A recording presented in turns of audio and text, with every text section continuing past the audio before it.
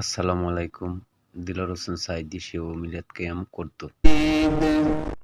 أعوذ بالله من الشيطان الرجيم بسم الله الرحمن الرحيم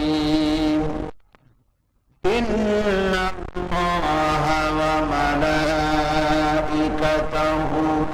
يصلون على النبي يا أيها الذين آمنوا صلوا عليه وسلموا تسليما اللهم